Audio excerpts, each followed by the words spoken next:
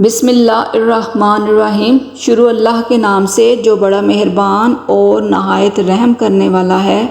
السلام علیکم دوستو، آج ہم آپ کو اس ویڈیو میں پیغمبر خدا حضرت ابراہیم علیہ السلام کے بارے میں بتائیں گے، ان کی ولادت کے بارے میں، بت پرستی کے خلاف ان کی تبلیغ اور نمرود کی طرف سے ان کو آگ میں پھینکے جانے کا واقعہ۔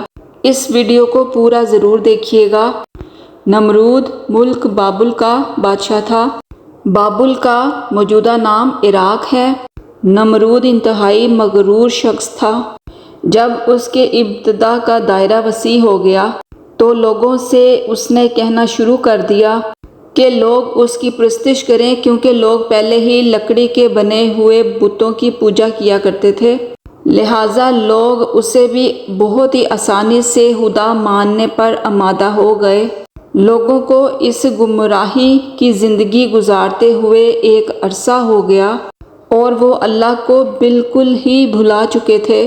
پھر پروردگار عالم نے اس قوم کی رہنمائی کے لیے ان میں اپنا نمائندہ بھیجنے کا ارادہ فرمایا۔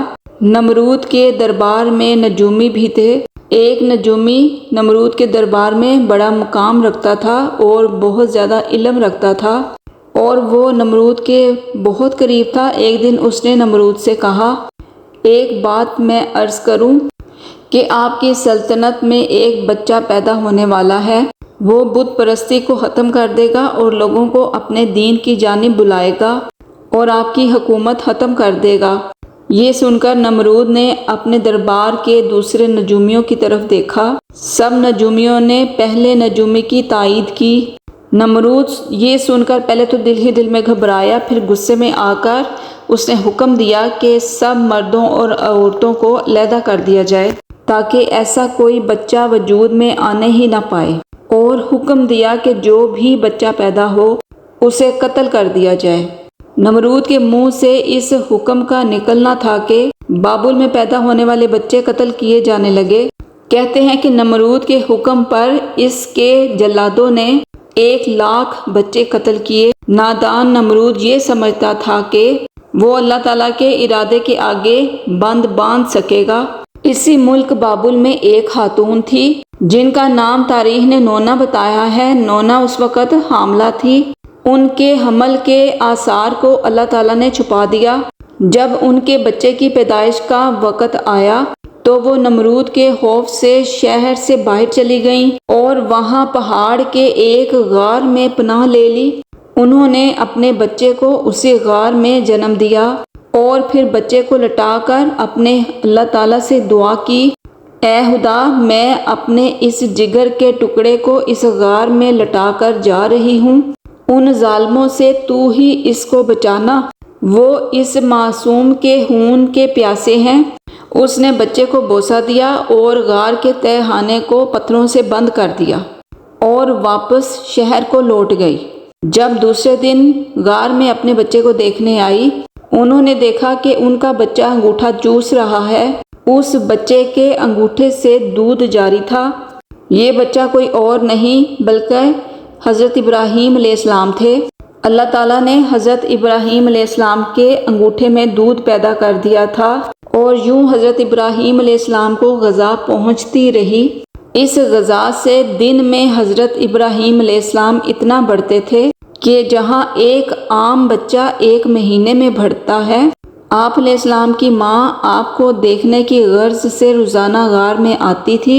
جب آپ علیہ السلام کی عمر 2 سال ہو گئی تو وہ باتیں کرنے لگے، اور جب آپ کی عمر 7 سال کو پہنچ گئی تو آپ کی والدہ انہیں بڑی بڑی باتیں اور اخلاق سکھانے لگیں، کمزوروں کی مدد کرنا اور اللہ رب العزت کے گزرے ہوئے پیغمبروں کے واقعات سنانے لگیں۔ لیکن انہیں کیا پتا تھا کہ وہ جس بچے کی تعلیم و تربیت میں لگی ہوئی ہیں وہ خود بھی ایک پیغمبر تھا۔ آپ علیہ السلام نے اپنی زندگی کے 13 سال اسی غار میں گزارے۔ انہوں نے ایک دن اپنی ماں سے کہا، ماں مجھے بھی اپنے ساتھ شہر لے چلیں۔ ماں نے جواب دیا کہ بیٹا، شہر میں تمہارے لیے خطرہ ہے، اس لیے حضرت ابراہیم علیہ السلام رات کے وقت اس غار سے نکل کر شہر میں داخل ہوئے۔ حضرت ابراہیم علیہ السلام کا ایک چچا تھا جن کا نام آزر تھا۔ آزر مٹی، پتھر اور لکڑی کے بت بناتا تھا، ان کو خود پوجتا تھا اور لوگوں کے ہاتھوں فروخت کراتا تھا۔ اس طرح اس کا کاروبار بہت پھیلا ہوا تھا۔ آزر کے بیٹے بھی بت فروشی کرتے تھے۔ جب حضرت ابراہیم علیہ السلام غار سے نکل کر شہر گئے اور اپنے چچا آزر کے پاس پہنچے تو آزر نے حضرت ابراہیم علیہ السلام کو بھی اپنے بیٹوں کے ساتھ بت بیچنے کے لیے بھیج دیا۔ حضرت ابراہیم علیہ السلام نے بتوں کے گلے میں رسی باندھی اور انہیں زمین پر گھسیٹتے ہوئے لے گئے، جس سے وہ مٹی اور کیچڑ سے آلودہ ہو گئے۔ پھر آواز لگائی، اے لوگو، آؤ اور مجھ سے وہ بت خریدو جو بے جان ہیں، عقل اور ہوش سے خالی ہیں اور کوئی نفع یا نقصان نہیں پہنچا سکتے۔ بتوں کے ساتھ حضرت ابراہیم علیہ السلام کا یہ سلوک بت پرستوں کی نظر میں بے حد توہین آمیز تھا۔ پھر بات یہاں تک آ پہنچی، آزر نے حضرت ابراہیم علیہ السلام کو اس بارے میں نصیحت کی۔ ایک دن حضرت ابراہیم علیہ السلام نے اپنے چچا سے پوچھا، چچا جان، آپ مٹی اور لکڑی کے بت بناتے ہیں جو کہ نہ بول سکتے ہیں اور نہ ہی سن سکتے ہیں، نہ آپ کو کوئی نفع پہنچا سکتے ہیں اور نہ ہی نقصان۔ آزر نے چونک کر پوچھا، کیا تم ہمارے خداؤں کے مخالف ہو؟ آئندہ اس طرح کی بات زبان پر مت لانا ورنہ تمہیں سزا ہوگی۔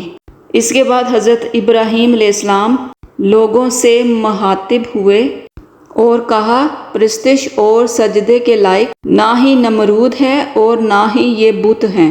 عبادت کے لائق صرف اللہ تعالیٰ کی ذات ہے جس نے ساری کائنات کو بنایا ہے، جس نے پوری دنیا کو پیدا کیا۔ حضرت ابراہیم علیہ السلام کا نام اور پیغام تیزی سے پھیلنے لگا، لوگ ان کی بات غور سے سننے لگے۔ جب ان کی شہرت نمرود تک پہنچی تو اس نے اپنے دربار کے لوگوں سے پوچھا، یہ کون نوجوان ہے جس نے ایک ہنگامہ کھڑا کر دیا؟ درباری بولے، اس کا نام ابراہیم ہے جو آزر کے گھر میں جوان ہوا ہے۔ نمرود نے حکم دیا کہ اس کو فوراً میرے سامنے پیش کیا جائے۔ نمرود کے بھیجے ہوئے لوگ حضرت ابراہیم علیہ السلام کے پاس آئے اور انہوں نے نمرود کا پیغام انہیں پہنچایا۔ حضرت ابراہیم علیہ السلام نمرود کے پاس پہنچے۔ نمرود نے پوچھا، نوجوان، تم جس خدا کی بات کرتے ہو وہ کون ہے؟ تو حضرت ابراہیم علیہ السلام نے جواب دیا، میرا خدا وہ ہے جو لوگوں کو زندگی اور موت دینے کی قدرت رکھتا ہے۔ نمرود نے کہا، یہ تو میں بھی کر سکتا ہوں، اور اس نے ایک ایسے مجرم کو آزاد کر دیا جسے موت کی سزا کا حکم سنایا جا چکا تھا، اور ایک ایسے آدمی کو پھانسی دے دی جس کا کوئی بھی جرم نہیں تھا۔ پھر کہنے لگا، اب بولو، میرے خدا ہونے میں تمہیں کیا شک ہے؟ میں بھی تو جس کو چاہوں زندگی بخش دوں اور جس کو چاہوں موت دے دوں۔ حضرت ابراہیم علیہ السلام نے فرمایا، اگر تو سچا ہے تو جس کو قتل کیا ہے اس کو اب زندہ کر کے دکھا۔ پھر فرمایا کہ میرا خدا سورج کو مشرق سے نکالتا ہے اور مغرب میں غروب کرتا ہے، تو اسے مغرب سے نکال کر دکھا۔ نمرود سے اس کے اس سوال کا جواب نہ بن سکا اور وہ شرمندہ ہو گیا۔ اس وقت حضرت ابراہیم علیہ السلام کی والدہ نے نمرود سے کہا کہ بادشاہ سلامت کہ میں ابراہیم کو اپنے ساتھ لے جاؤں کیونکہ یہ ابھی ناسمجھ ہے۔ آزر بولا، بادشاہ سلامت، آپ ابراہیم علیہ السلام کو گھر جانے کی اجازت دے دیں، میں اسے آپ کی اور بتوں کی توہین سے باز رکھنے کی ضمانت دیتا ہوں۔ نمرود نے کہا کہ میں تمہاری خاطر ابراہیم کو معاف کرتا ہوں، لیکن اس نے آئندہ کوئی بھی ہنگامہ کھڑا کیا تو میں اسے زندہ جلا دوں گا۔ ابراہیم علیہ السلام اس واقعے کے بعد اپنے مشن سے باز نہ آئے اور انہوں نے ایک دن آزر سے کہا، چچا جان، یہ بت کیا ہے جن کو آپ خود بناتے ہیں اور خود پوجتے ہیں اور خود ہی ان کو خدا مانتے ہیں؟ آزر یہ بات سنتے ہی بگڑ گیا اور اس نے کہا، ابراہیم، فوراً میرے گھر سے نکل جاؤ، میں تمہیں مزید برداشت نہیں کر سکتا۔ ابراہیم علیہ السلام یہ کہتے ہوئے گھر سے نکلے، چچا جان اگر آپ نہیں مانتے تو میں جاتا ہوں، مگر میں اپنے مشن سے باز نہیں آؤں گا، کیونکہ میں صرف خدا سے ڈرتا ہوں اور ان بتوں سے یا نمرود سے بالکل بھی نہیں ڈرتا۔ حضرت ابراہیم علیہ السلام نے اپنے چچا کے گھر سے الگ اپنا انتظام کر لیا اور وہاں سے چلے گئے، مگر اپنے قول کے مطابق اللہ کی بندگی کی دعوت دیتے رہے اور بتوں کی خدائی کا انکار کرتے رہے۔ ملک بابل کے لوگ ہر سال ایک عید منایا کرتے تھے، کچھ خصوصی کام انجام دیا کرتے تھے، چنانچہ وہ لوگ سارا دن شہر سے باہر گزارتے تھے۔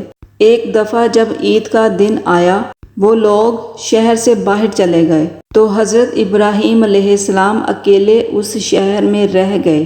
جب حضرت ابراہیم علیہ السلام نے دیکھا کہ شہر خالی ہے اور بت خانے کا کوئی محافظ بھی نہیں ہے، حضرت ابراہیم علیہ السلام نے ایک کلہاڑا لیا اور بت خانے میں جا پہنچے۔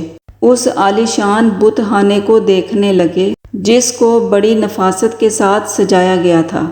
اس میں ان بتوں کو ترتیب کے مطابق رکھا گیا تھا۔ تب آپ نے ان بتوں کا مذاق اڑانے کے لیے کھانا ان کے آگے رکھا جو کہ آپ ساتھ لے کر گئے تھے۔ آپ نے ان سے کہا کہ کیا تم کھانا کھاؤ گے؟ جب بتوں کی طرف سے کوئی جواب نہ ملا تو آپ نے کہا کہ تم بولتے کیوں نہیں؟ لیکن اب بھی کوئی جواب نہ ملا۔ اس پر حضرت ابراہیم علیہ السلام نے کلہاڑا اٹھایا اور ایک کنارے سے بتوں کو توڑنا شروع کیا۔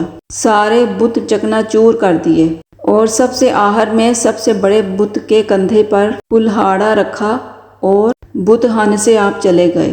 جب شہر کے لوگ واپس لوٹے تو اپنے بت خانے میں گئے، وہاں پہ جو ان کے بتوں کا حشر تھا، یہ سب دیکھ کر وہ بہت حیران ہوئے اور پریشان ہو گئے۔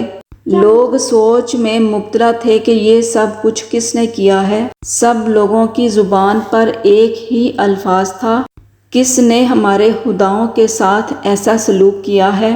بعض لوگوں نے کہا کہ ہم نے ایک جوان کو بتوں کی برائی بیان کرتے ہوئے سنا ہے جس کا نام ابراہیم ہے۔ وہ بتوں کی عبادت کو بے عقلی کا کام سمجھتا ہے اور اس نے ہمیں لعنت ملامت بھی کی تھی، اس لیے ممکن ہے کہ یہ کام اس نے ہی کیا ہو۔ اس طرح حضرت ابراہیم علیہ السلام پر شک ظاہر کرنے کے بعد ان پر ایک مقدمہ چلا۔ انہوں نے حضرت ابراہیم علیہ السلام سے پوچھا، کیا ہمارے خداؤں کے ساتھ یہ سلوک تم نے کیا ہے؟ تو حضرت ابراہیم علیہ السلام نے بڑے اطمینان سے جواب دیا، یہ بات اس بڑے بت سے پوچھو کہ جس کے کندھے پر کلہاڑا ہے۔ اس شخص نے کہا، وہ تو بول نہیں سکتا۔ حضرت ابراہیم علیہ السلام نے جواب دیا، جی ہاں، بولنا تو دور کی بات ہے، اگر اس کی آنکھ پر مکھی بھی بیٹھ جائے تو یہ اسے بھی اڑا نہیں سکتا۔ بھلا یہ کسی دوسرے کو نفع یا نقصان کیسے پہنچا سکتا ہے؟ مگر تعجب کی بات یہ ہے کہ تم اس مجبور اور لاچار کو خدا مانتے ہو، اس کو سجدہ کرتے ہو اور اس کی پوجا کرتے ہو۔ بس اگر نہیں کرتے ہو تو اس خدا کی عبادت نہیں کرتے جس نے ہمیں پیدا کیا ہے اور جو ہر چیز پر قدرت رکھتا ہے اور جس نے ساری کائنات کو پیدا کیا۔ لوگوں نے حضرت ابراہیم علیہ السلام کی باتیں بڑے غور سے سنی اور سوچنے لگ گئے، واقعی ہی نوجوان تو سچ کہہ رہا ہے، سچ مجھ لکڑی، مٹی اور پتھر کی مورتیوں میں کیا طاقت ہے؟ لیکن ایک آدمی کے دل پر آپ کی باتوں کا الٹا ہی اثر ہوا۔ وہ بولا کہ ہمارے خداؤں کا ستیہ ناش تم نے ہی کیا ہے، اور اگر تمہیں چھوڑ دیا جائے، آج تم نے ہمارے بتوں کو توڑا ہے، کل کو ہمارا بت خانہ ہی توڑ ڈالو گے، اس لیے تم جیسے انسان کو زندہ نہیں چھوڑنا چاہیے۔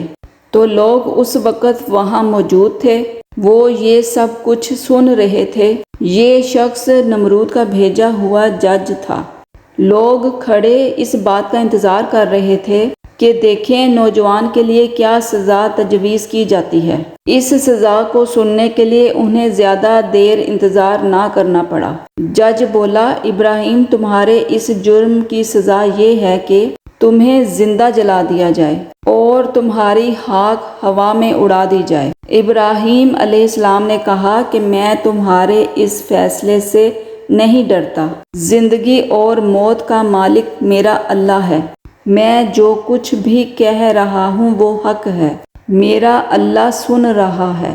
جج نے حضرت ابراہیم علیہ السلام کو جو فیصلہ سنایا، نمرود نے اس پر عمل درآمد کرنے کے لیے فوراً تیاری شروع کر دی۔ اس نے اس شہر اور ادھر ادھر کے علاقوں میں اعلان کرا دیا، ہمارے بتوں کو توڑنے اور ان کی توہین کرنے والے نوجوان کو زندہ جلا دیا جائے گا۔ اس کے لیے سب لوگ ایندھن اکٹھا کریں۔ ادھر بت خانے کے پجاریوں نے بھی اعلان کیا، جو لوگ اپنی کسی مراد کے پورا ہونے کے لیے ایندھن جمع کریں گے ان کی مراد پوری ہوگی۔ اس اعلان کو سن کر لوگوں نے زیادہ سے زیادہ ایندھن جمع کرنا شروع کر دیا۔ ادھر شہر کے تمام لوگوں نے لکڑیوں کو اکٹھا کرنا شروع کر دیا، ادھر ابراہیم علیہ السلام قید کر لیے گئے۔ لوگوں نے ایندھن کے لیے لکڑیوں کو اکٹھا کر کے ایک جگہ ان کا اسٹال لگا دیا۔ اس کے بعد ان لکڑیوں کو آگ لگائی گئی۔ جب شعلے بھڑک اٹھے تو ابراہیم علیہ السلام کو قید خانے سے لایا گیا۔ جب انہیں اس میدان میں لایا گیا جہاں آگ جلائی گئی تھی تو آپ علیہ السلام اس آگ کو دیکھ کر ہنس پڑے۔ حضرت ابراہیم علیہ السلام نے اس اونچے مینار کو بھی دیکھا جو میدان سے کچھ ہی دور تعمیر کیا گیا تھا، جہاں ایک خوبصورت کمرہ تھا جس میں نمرود اور اس کے سارے وزیر بیٹھے ہوئے تھے۔ کہتے ہیں کہ یہ آگ اس قدر شدید تھی کہ اس کے اوپر سے پرندہ بھی نہیں گزر سکتا تھا۔ جب حضرت ابراہیم علیہ السلام کو لایا گیا تو ان لوگوں کو یہ معاملہ پیش آیا کہ اب ابراہیم علیہ السلام کو آگ میں کیسے پھینکا جائے۔ اس دوران شیطان نے ان لوگوں کے دماغ میں منجنی کا تصور ڈالا۔ حضرت امام جعفر صادق علیہ السلام سے منقول ہے کہ منجنی دنیا میں سب سے پہلے حضرت ابراہیم علیہ السلام کے لیے کوفہ میں کوثر نامی ایک نہر کے کنارے بنائی گئی۔ اس منجنی کو شیطان نے بنایا تھا، چنانچہ حضرت ابراہیم علیہ السلام کو منجنی کے ذریعے آگ میں پھینک دیا گیا۔ اس وقت آسمان و زمین سے فریاد بلند ہوئی اور کائنات کی ہر ایک شے نے حضرت ابراہیم علیہ السلام کی امداد کی۔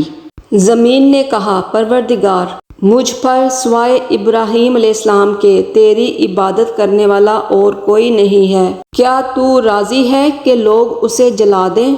فرشتوں نے کہا، تیرے خلیل ابراہیم علیہ السلام کو لوگ جلاتے ہیں، کیا تو اس پہ راضی ہے؟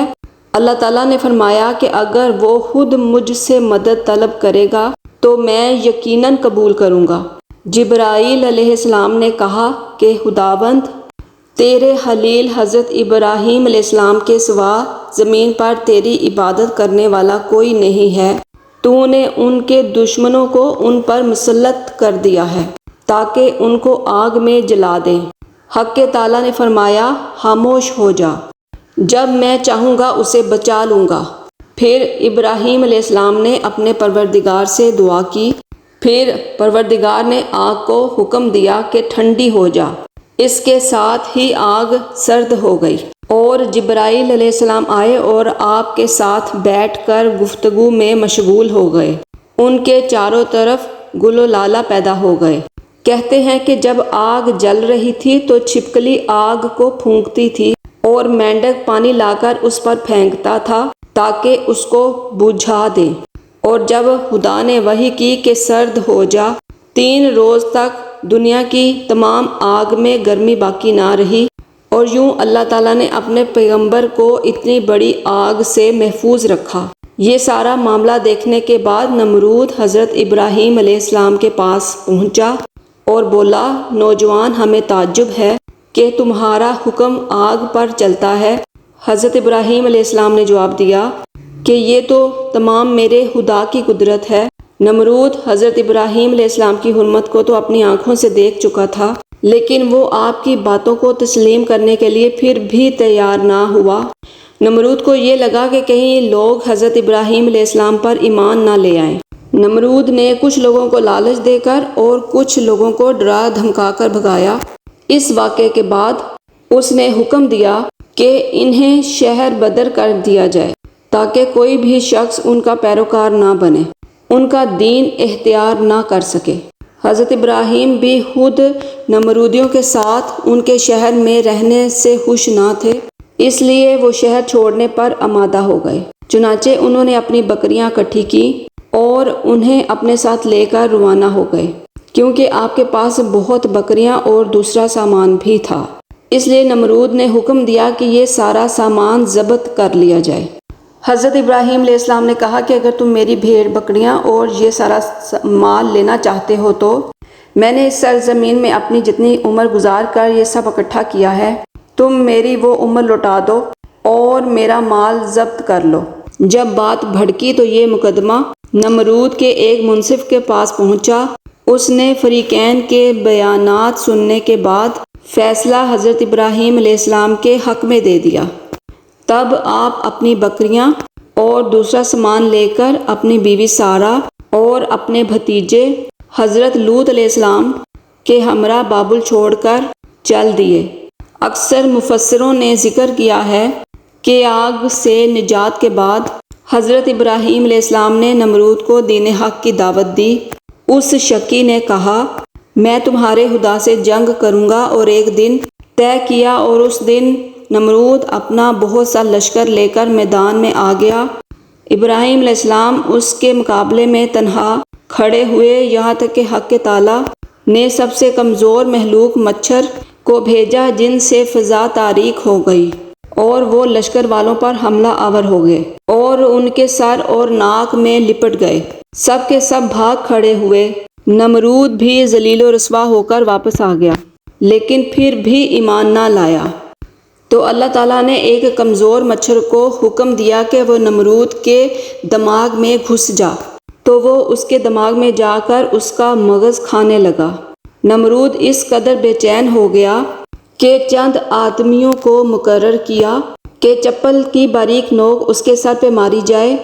نمرود کو اسی حالت میں 40 سال گزر گئے، لیکن وہ پھر بھی ایمان نہ لایا اور پھر اسی حالت میں مر گیا، اور اس پر جہنم مسلط ہو گئی۔